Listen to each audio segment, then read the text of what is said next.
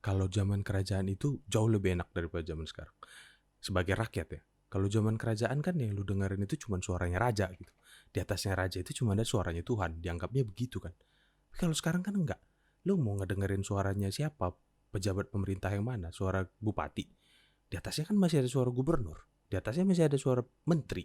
Di atasnya suara presiden. Di atas presiden suara anggota dewan, wakil rakyat gitu. Ya mitosnya sih di atas anggota dewan masih ada rakyat ya. Tapi kan suaranya nggak pernah didengerin. Good morning everyone and welcome back to Prospektif. Dan kali ini gue mau bahas tentang kerajaan. Kerajaan di Indonesia itu kan banyak banget ya. Kayak kerajaan apa? Kerajaan Majapahit, kerajaan Majapahit 1, Majapahit 2. Gue gak tahu kerajaan-kerajaan di Indonesia sebenarnya, pokoknya banyak lah. Sejarah gue jelek. Kerajaan di Indonesia itu banyak ya kan. Terus epic-epic kerajaan itu juga banyak banget lah. Yang bikin candi lah, yang apa namanya, ngambil selendang bidadari lah, lu bikin disuruh bikin danau besar lah yang jadi Tangkuban Perahu. Terus kerajaan-kerajaan di tanah apa namanya di Sumatera juga banyak, ada yang Sisingamangaraja dia bisa hilang pakai selembar daun gitu. Pokoknya banyak epic-epic kerajaan itu luar biasa. Kalau lu baca satu-satu itu luar biasa. Tuh pengen aja gitu tiba-tiba punya temen anak raja zaman dahulu. Mungkin kalau sekarang enggak. Di Indonesia itu ada sebenarnya, masih ada kerajaan-kerajaan. Tapi bentuknya udah enggak sovereign lagi, udah enggak berdaulat lagi.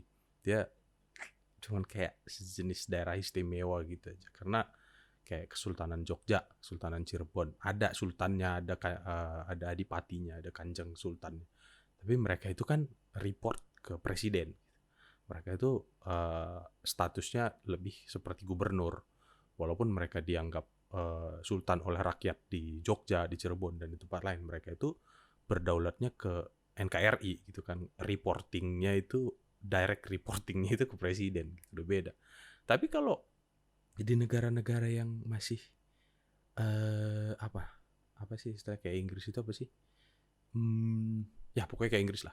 Mereka itu kan ada ratu yang berdaulat penuh gitu sebagai kepala negara gitu. Ada kepala pemerintahannya si siapa namanya yang rambutnya oren-oren itu si Boris.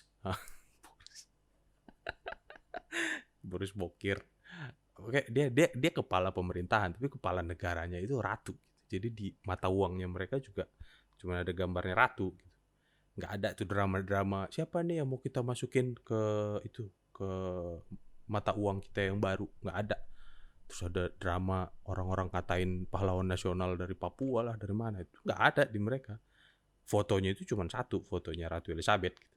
Dan itu diubah setiap kali beliau ganti itu apa aging. Tadi mukanya masih anak gadis, terus jadi udah lebih tua, lebih tua, lebih tua, lebih tua, dan sampai sekarang. Nanti kalau Ratu Elizabeth udah nggak ada, ya udah mukanya diganti jadi Pangeran William. Kok Pangeran William? Gue sih nggak yakin kalau Pangeran Henry sempat jadi raja. Anjir, dia itu udah tua banget ya.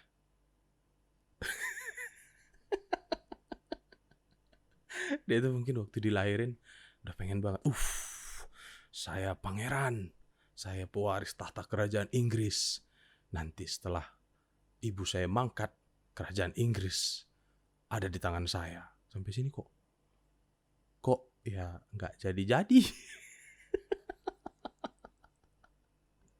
Ibunya masih sehat, dia aja udah tua.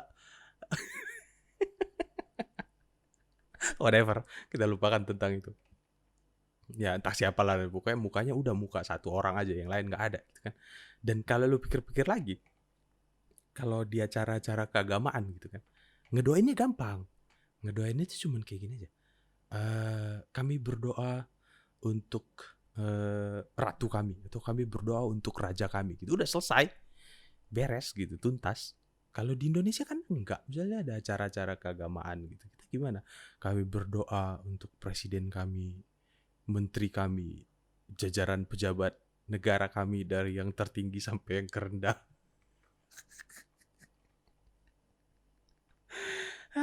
Untuk kalian tidak menyebutkan nama mereka satu-satu. Kalau raja sama ratu kan gampang. Atau ya anggaplah sekarang kita tuh masih kerajaan gitu kan, yang dipimpin oleh satu orang sultan apalah namanya, sultan apa Nusantara misalnya gitu. Nggak, doainnya gampang, kami berdoa untuk raja Nusantara. Oh udah, kalau beliau sehat ke bawah sehat gitu. Terus anak-anaknya juga ya udah anak sultan gitu kan, gampang aja gitu. Kalau bapaknya baik, kemungkinan sih ke bawah-bawahnya kan baik. Jarang lah ada cerita-cerita melenceng gitu. Dan yang melenceng gitu biasanya anak kedua, anak ketiga. Di Alkitab aja ada kan, anaknya Daud itu, anaknya Nabi Daud kalau Islam, Nabi Daud ya. Kalau di Kristen kan Daud. Anaknya kan ada beberapa. Yang melenceng ada, tapi bukan anak paling besar kan. Salomo baik, ke bawahnya lagi baik. Ya seru aja gitu kalau misalnya Indonesia itu jadi negara kerajaan.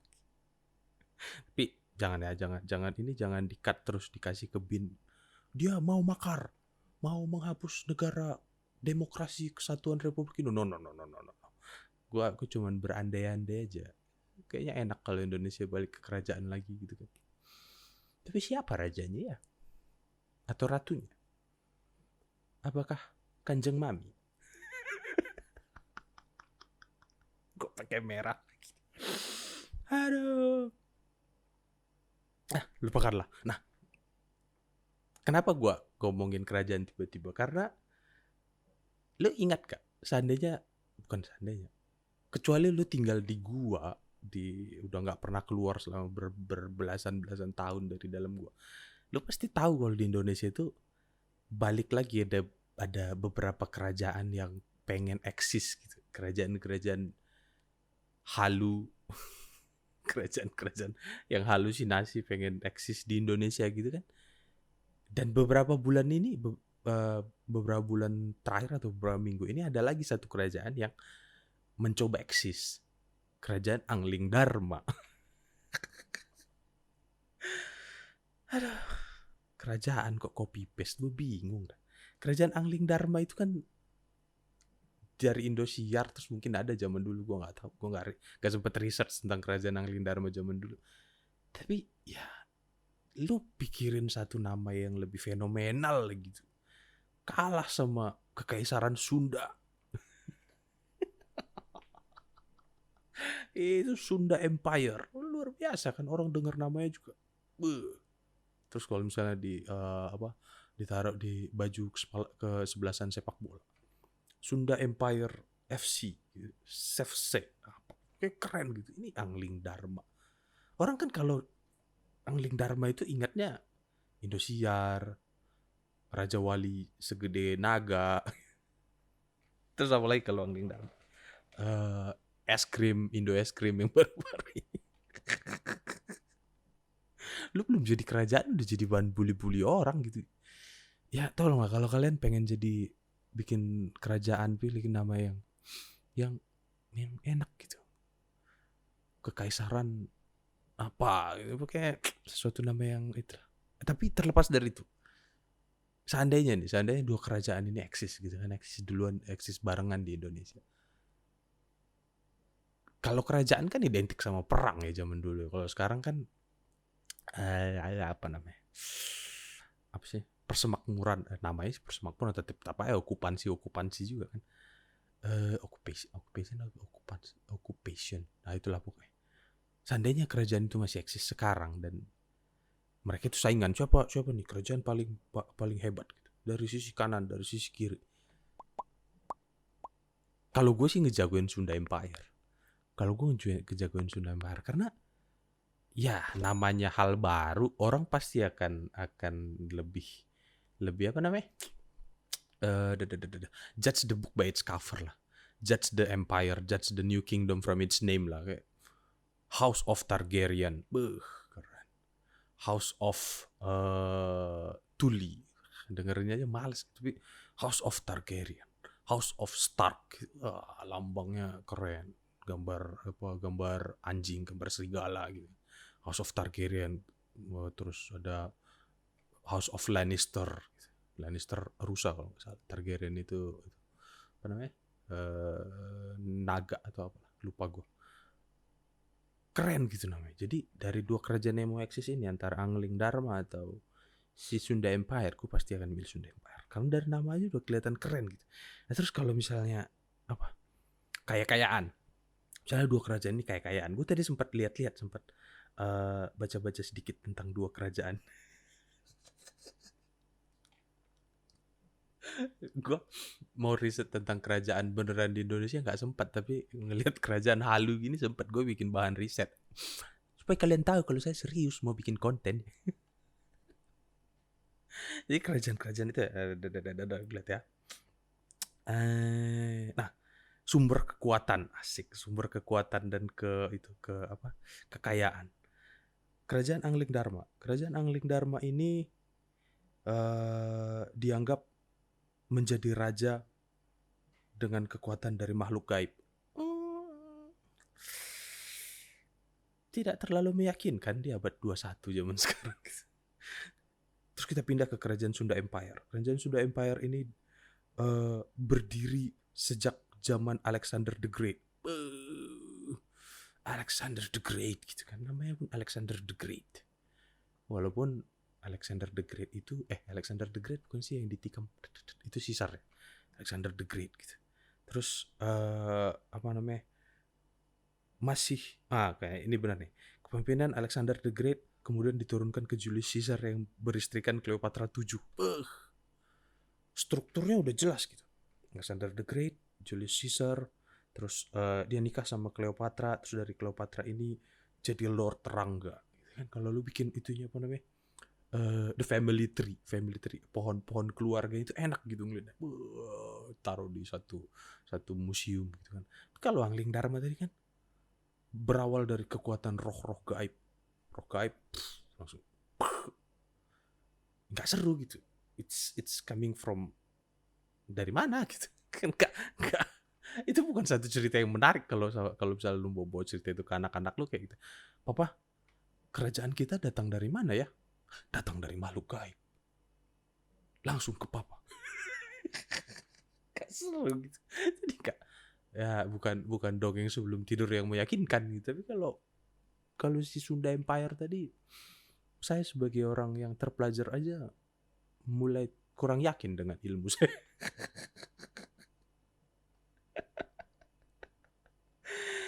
Aduh, jatuh. Pusing deh. Terus, ini lanjut ke masalah kekayaan. Anjir, keren banget ya bang gue kalau riset kayak gini. Kenapa saya kurang kerjaan riset gini? Tapi demi kalian para penontonku yang akan membelikan saya cireng nanti setelah saya bisa dapat AdSense. Itu nanti thumbnail. Sumber kekayaan, berarti ya, sumber kekayaan. Iskandar Jamaluddin Firdaus ini si rajanya ya. Iskandar Jamaluddin Firdaus mengklaim telah membangun 4 pondok pesantren, gede. Terus 35 rumah warga kurang mampu, membantu kurang lebih 35 warga kurang mampu. Kita masuk ke Kerajaan Sunda Empire. Kerajaan Sunda Empire mengklaim memiliki kekayaan senilai $500 juta dalam bentuk deposito di Bank DBS Swiss. Bank DBS Swiss. DBS itu kan Singapura ya. Kenapa DBS? Benar kan DBS itu Singapura. DBS saya kan DBS itu Singapura. Kenapa? DBS Bank Ltd is a Singaporean multinational banking and financial services. Kenapa DBS Swiss masuk? Aduh, Tuhan Yesus. Larang menyebut nama Tuhan dengan sembarang.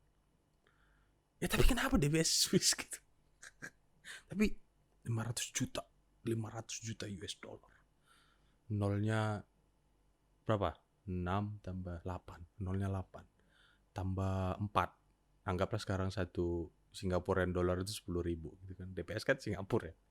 Jadi 8 tambah 4 12. Nolnya 12. Berapa tuh? 5 triliun. Sangat meyakinkan untuk jadi satu kerajaan ya kan. Kalau cuma bantu 35 rumah, saya belum yakin untuk bisa masuk ke kerajaan itu. Kayak mau bawa CV lamar, Pak, misi saya mau jadi warganya Bapak, mau jadi rakyatnya Bapak. Enggak lah. Dan gue juga kalau misalnya kebetulan juga jadi masyarakat rakyatnya Angling Dharma, gue pasti akan membelot. Ibarat kayak Kim Jong Un ke anak buah rakyatnya Kim Jong Un lompat ke Seoul ya kan. Kenapa jadi kesatu? Ada. Terus apa lagi? Terus masalah eksistensi. Kalau si raja kerajaan Angling Dharma ini kan jarang gitu tampil di televisi untuk mengiklankan, hey, I'm a king, I'm an emperor, dude, I'm an emperor gitu. Gak ada. Tapi kalau Lord Rangga ini kan dia punya YouTube channel, dia punya Twitter channel, dia relevan gitu kayak ke anak-anak muda yang mau mencoba sama-sama halu dengan beliau, dia tuh masuk gitu, akal-akalannya masuk.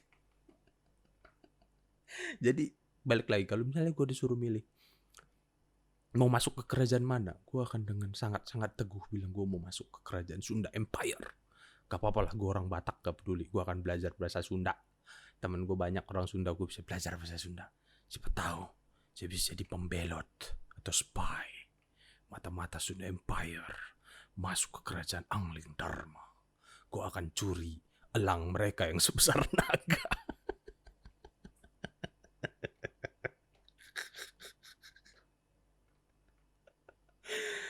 Aduh, sakit perut gue ngomongin kerajaan-kerajaan ini. Tapi itu gitu. Kenapa hal ini muncul? Pertanyaannya kenapa hal ini muncul? Itu kan berarti kalau gue sebagai orang yang street smart, asik. Gue bukan smart people, gue sneaky people. Orang nanya gitu, kenapa sih itu bisa terjadi? Kenapa sih orang-orang itu bisa halu kayak gitu? Kalau gue mikirnya sebenarnya karena mereka itu udah capek gitu sama kondisi negara yang kayak gini, sama kondisi pemerintahan, kondisi birokrasi yang kayak gini. Mereka tuh capek gitu. Mereka tuh pengen, itu kayak gimana ya? Gue bilang self actualization, nggak juga, itu nggak jadi aktual kan, kerajaannya tetap zong gitu, nggak ada kerajaan. Tapi itu kayak reflection of apa sih kalau bahasa komika itu, keresahan, bentuk keresahan mereka yang nggak bisa mereka ucapkan dengan kemarahan. Mereka itu menciptakan halusinasi sendiri, ngarang-ngarang sendiri gitu. Ya kayak yang gue bilang di beberapa video sebelumnya, kebohongan yang diulang terus menerus itu kan lama-lama akan diterima sebagai kebenaran yang baru gitu. Ya mungkin untuk orang lain enggak, tapi paling enggak untuk mereka, keluarga mereka dan orang-orang terdekat mereka yang akhirnya sekarang bisa ngumpul banyak itu, ya itulah kebenaran yang baru. We are part of a newborn kingdom gitu, yang pemimpinnya adalah Lord Rangga misalnya kayak gitu. Kita yakin kepada Lord Rangga ini, kita yakin kalau dia akan memunculkan sesuatu yang baru di kerajaan kita yang lebih baik dari yang kita jalanin sekarang gitu. Dan gue yakin orang-orang di belakangnya itu juga, ya gimana ya, namanya orang mohon maaf kurang beruntung gitu kan. Siapa yang bisa mereka, ya siapa bisa ngasih mereka duit, siapa yang bisa ngasih mereka kesejahteraan, mereka akan ngikut. Jadi jangan salahkan mereka ngikut sama Lord Rangga. Berarti mereka merasa Lord Rangga itu bisa memberikan mereka sesuatu yang baru, mensejahterakan mereka, at least dengan ngasih mereka sembako tiap bulan aja pun mereka udah mau bodo amat sama negara ini gitu. Gue udah dapat sembako dari orang ini, dia mau dalam tanda kutip halu pun ya biarin gitu. Ya udah gue ngikut aja. Yang penting gue dapat kenyamanan yang sekarang gue dapatkan gitu. Gue dapatin kayak gitu kan. Nah jadi gue juga mikir, seandainya suatu saat ada orang yang jauh lebih kaya daripada Lord Rangga, dan sedikit lebih gila mungkin daripada Lord Rangga, dia bikin kayak gini tapi dengan skala yang lebih masif, cepet sih orang-orang pasti akan ngikut. Iya. Menurut lu gimana?